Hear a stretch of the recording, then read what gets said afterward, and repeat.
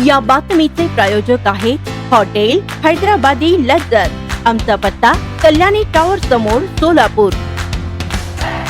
आपण बघितलं सर, आपले पालकमंत्री महोदय दररोज सोलापूरला असतात, पण नीलमनगर आणि आजूबाजूच्या भागामध्ये जाऊन फिरू द्या, नई जिंदगीच्या काही आजूबाजूच्या भागात फिरू द्या, जुळ्यापूर सोलापूरच्या आजूबाजूच्या भागात फिरू द्या।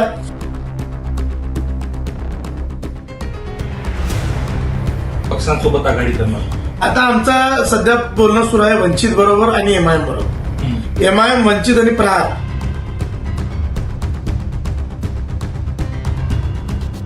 पण या नगरसेवक पदासाठी जो लायक व्यक्ती आहे तोच नगरसेवक झाला पाहिजे, सामान्य लोकांची जाण ठेवणारा नगरसेवक झाला पाहिजे। येणाऱ्या काळात किती प्रभागामधून तुम्ही उमेदवारी देणार?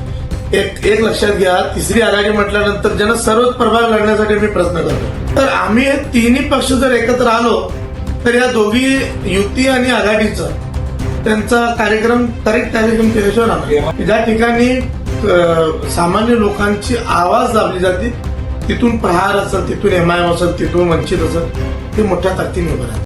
दर्शको, लोकराज्य न्यूज चॅनलमध्ये आपल्या सगळ्यांचं स्वागत आहे। सध्या सोलापूर शहरामध्ये महानगरपालिकेची रणधुमाळी सुरू आहे। त्याच अनुषंगाने जे आहे ही निवडणूक जी आहे महायुती आणि महाविकास आघाडी यांच्यामध्ये हा सामना रंगणार आहे। त्याच पद्धतीने आताच काही वेळापूर्वी जे आहे प्रहार जनशक्ती पक्षाने जे आहे अशी घोषणा केली आहे, ते सुद्धा तिसरी आघाडी निर्माण करणार आहेत। तर त्याच अनुषंगाने आपल्यासोबत बोलण्यासाठी प्रहार जनशक्ती पक्षाचे जमीरभाई शेख आहेत। सर, काय सांगाल? सर, आपलं स्वागत आहे। एकीकडे मी सर्वप्रथम लोकराज्य न्यूज चॅनलला धन्यवाद देतो की त्यांनी या महत्वाच्या विषयावर आज या ठिकाणी मला बोलण्याची संधी दिली। एकीकडे आपण बघताय की महायुती आणि महाविकास आघाडी या दोघांनी आपली मालकशाही, आपली एकाधिकारशाही या ठिकाणी सुरू केली आहे। एकीकडे भाजपकडे 1400 तर काँग्रेसकडे 500-700 लोक ज्यांना फक्त 102 जागांसाठी उमेदवारी अर्ज मागणी करतात।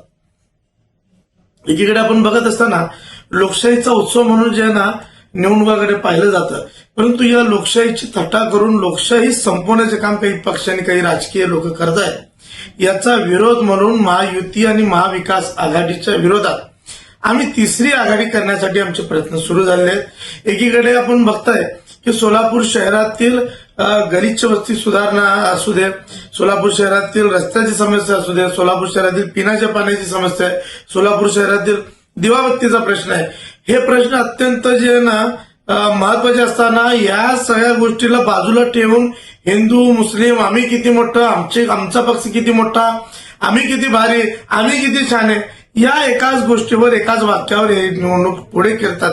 आता आपण बघितलं सर, आपले पालकमंत्री महोदय दररोज सोलापूरला असतात, पण नीलमनगर आणि आजूबाजूच्या भागामध्ये जाऊन फिरू द्या, नई जिंदगीच्या काही आजूबाजूच्या भागात फिरू द्या, जुळ्यापूर सोलापूरच्या आजूबाजूच्या भागात फिरू द्या। एक दिवस त्यांनी फिरले तर 8 दिवस त्यांची कंबर दुखल्याशिवाय राहत नाही, ही अशी परिस्थिती आहे।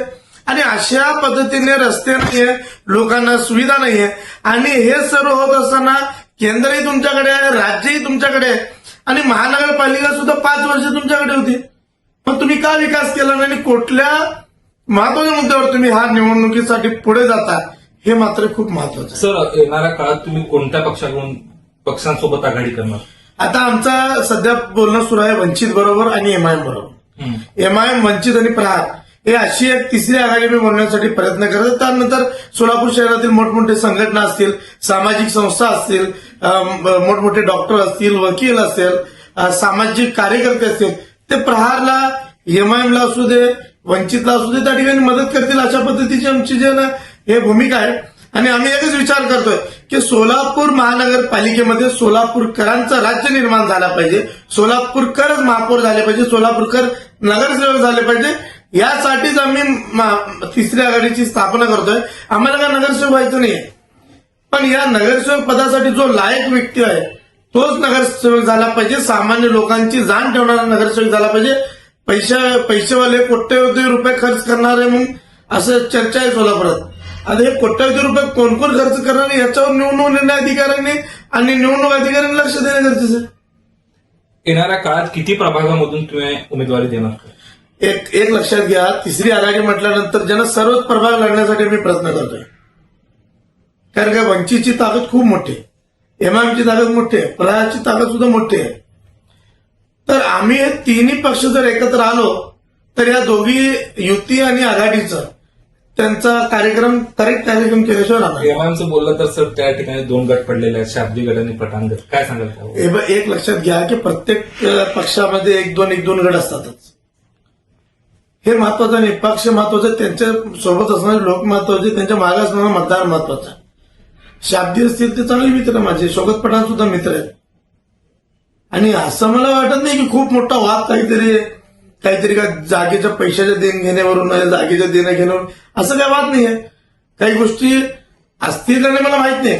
पण मला एक गोष्ट म्हणायचं की जे मतदार 50, 60, 70 हजार वोट एमआयएमला केले, आदरणीय प्रकाश आंबेडकर साहेब या ठिकाणी लोकसभा लढवले, त्या ठिकाणी वंचितला सुद्धा लाखो लोकांनी मतदान केलं. प्रहारला सुद्धा बाबा मिस्त्री उभारले होते, मी उभारलो, बऱ्याच ठिकाणी प्रहारला सुद्धा हजारो मतं पडली. तर आम्ही फक्त हिचं कॉम्बिनेशन करतोय की ज्या ठिकाणी सामान्य लोकांची आवाज दाबली जाते, तिथून प्रहार असेल, तिथून एमआयएम असेल, तिथून वंचित असेल, ते मोठ्या ताकदीने उभं राहतं. तुम्हाला असं वाटतं का आपली जी तिसरी आघाडी आहे येणाऱ्या काळात प्रभावशील होऊ शकते? एक लक्षात घ्या, हे फक्त तुम्ही हे भाजप आणि काँग्रेसवाल्यांना विचारा की तिसरी आघाडी उभी राहिल्यानंतर यांना प्रभाव पडतो का नाही. हे जास्तीत त्यांनी सांगू शकते. आम्ही तर बोलतोच पडणार म्हणून. तिसरी आघाडीची घोषणा झाली म्हटल्यानंतर ह्या दोघांची रात्रीची झोप आजची तर लागणार नाही, हे मी या माध्यमातून सांगतो. स्वादिष्ट जेवण मिळण्याचे एकमेव ठिकाण म्हणजे हॉटेल बडेपीर. फॅमिलीसाठी खास सोय, पार्सलची सुविधा उपलब्ध. आमचा पत्ता लक्ष्मी मार्केट, विजापूर वेस्ट. दुसरी शाखा मुस्लिम पाशापेठ, जिंदाशहा मदार चौक, सोलापूर. ताज्या घडामोडीसाठी पाहत रहा लोकराज्य न्यूज मराठी.